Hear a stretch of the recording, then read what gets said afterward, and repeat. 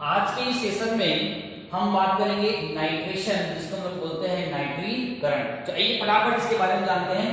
जब भी आपको नाइट्रेशन के बारे में बात करेंगे तो सबसे पहले नाइट्रीकारक जो पदार्थ होंगे उसको आपको लेना पड़ेगा। उस पदार्थ का नाम है कंसंट्रेट, है ना। कंसंट्रेट क्या करेंगे, HNO3 प्लस H2SO4, मतलब सांद्र H2SO4 और सांद्र HNO3 का जो मिश्रण होता है वो नाइट्रेशन कहलाता है। नाइट्रेशन बोलेंगे तो नाइट्रिक अम्ल को प्रेफरेंस देंगे। अगर इसी को अगर सल्फोनेशन बोलते हैं तो हमको सल्फ्यूरिक अम्ल को क्या करेंगे, प्रेफरेंस देंगे। तो सबसे पहली बात यह है कि नाइट्रेशन में हमें एक इलेक्ट्रोफाइल मिलता है। उस इलेक्ट्रोफाइल का नाम होता है NO2, जिसको हम लोग बोलते हैं नाइट्रोनियन आयन बोलते हैं। क्या बोलते हैं, नाइट्रोनियन आयन बोलते हैं, जो कि एक प्रकार का क्या इलेक्ट्रोफाइल है। ये कैसे कंसीड होता है देखते हैं। नाइट्रिक अम्ल का आपको स्ट्रक्चर बनाना पड़ेगा पहले। देखिए ये नाइट्रिक अम्ल का स्ट्रक्चर है, आप देख सकते होंगे।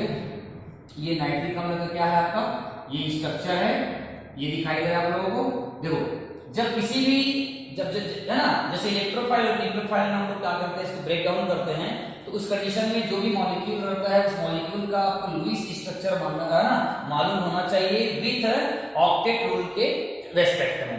तो आप देख सकते हैं यहाँ पे कि नाइट्रिक अम्ल का स्ट्रक्चर ये हो गया, और ऑक्सीजन और नाइट्रोजन में ज्यादा हाईली इलेक्ट्रोनेगेटिव जो होता है वो ऑक्सीजन होता है, इसलिए ये बॉन्ड को अपनी ओर खींचेगा तो यहाँ पर माइनस आ जाएगा और इस कार्बन नाइट्रोजन के पास क्या जाएगा, प्लस आ जाएगा। तो इस तरह से यहाँ पे आप देख सकते हो कि क्या बन गया, यहाँ बन गया आपका, ये बन गया NO2 बन गया और आपका प्लस बन गया, जिसको हम लोग क्या बोलते हैं, नाइट्रोनियन आयन कहते हैं।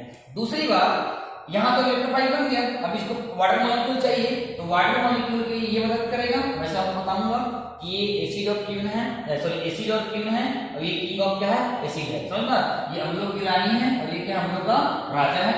इसको अपन पहले स्ट्रक्चर बनाते हैं। देखिए हम इसकी अगर स्ट्रक्चर की बात करेंगे तो ये कुछ इस तरह का बनेगा। याद रखिएगा सल्फर जो होता है वो 6 बॉन्ड बनाता है। कितने बॉन्ड बनाता है, 6 बॉन्ड बनाता है। देखो इसका स्ट्रक्चर ये है, ये ऐसे बनेगा, ठीक है। ये इसका लोन पेयर यहाँ पे, ये इसका लोन पेयर यहाँ पे, ये इसका लोन पेयर यहाँ पे। अब सल्फर और ऑक्सीजन में हाई इलेक्ट्रोनेगेटिव कौन है, इलेक्ट्रोनेगेटिव कौन है, ऑक्सीजन है। तो यहाँ पर इन दोनों में ये इधर चला जाएगा, यहाँ पे माइनस और यहाँ पर क्या रहेगा आपका प्लस। इस तरह से ये दोनों मिल के जो है, ये दोनों मिलकर क्या बन जाएगा, आपके पास वाटर मॉलिक्यूल बन जाएगा। तो ध्यान देना, जब भी नाइट्रेशन बोलेगा, नाइट्रीकरण बोलेगा, तो सांद्र HNO3 और H2SO4 का मिश्रण होता है, जिसमें HNO3 से क्या निकलता है, नाइट्रोनियन आयन निकलता है, जो कि एक इलेक्ट्रोफाइल होता है। और इलेक्ट्रोफाइल जो है आप क्या करता है, अटैक करता है कहाँ पे, जहां पर इलेक्ट्रॉन की डेंसिटी अधिक होती है। अब इलेक्ट्रोफाइल जो होता है आपको पता होगा, ये इलेक्ट्रॉन डिफिशिएंट ग्रुप होता है ना। इलेक्ट्रॉन की इसके पास कमी होती है, इसका सेंट्रल एटम का ऑक्टेट इनकम्प्लीट होता है, समझ में आ रहा है। और ये हमेशा क्या होता है, लुईस एसिड होता है, और ये पॉजिटिव भी होता है और ये न्यूट्रल भी होता है। तो इस प्रकार की आपको जानकारी होनी चाहिए। दूसरी बात, अगर आपको बोल दिया जाए, क्या बोल दिया जाए कि बेंजीन का नाइट्रीकरण कराइए बोलेगा, तो आप किस प्रकार के बेंजीन का नाइट्रेशन कराएंगे, उसके बारे में आपको मैं बताता हूँ। देखिए मेरे पास ये बेंजीन है, आपको पता होगा। और बेंजीन जो होता है ना, ये अगर इसको खींचेंगे तो यहाँ पे माइनस आता है, ये आपका बेंजीन है। क्या है आपका, बेंजीन है। और इसमें नाइट्रेशन बोलेगा तो आप यहाँ पर लिख देंगे, क्या लिख देंगे, यहाँ पर आपका जाएगा नाइट्रेशन।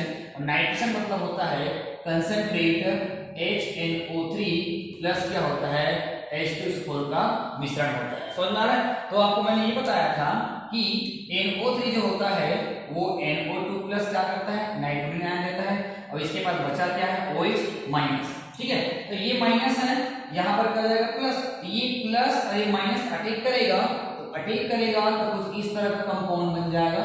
ये NO2 यहाँ मिल जाएगा, जिसको हम लोग क्या बोलते हैं, क्या बोलते हैं हम लोग इसको बेंजीन बोलते हैं, नाइट्रो बेंजीन बोलते हैं। अब जैसा ही यहाँ पे अटैक किया, H बाहर निकल जाएगा और H और OH मिलकर क्या बन जाएगा, आपका वाटर मॉलिक्यूल बन जाएगा H2O।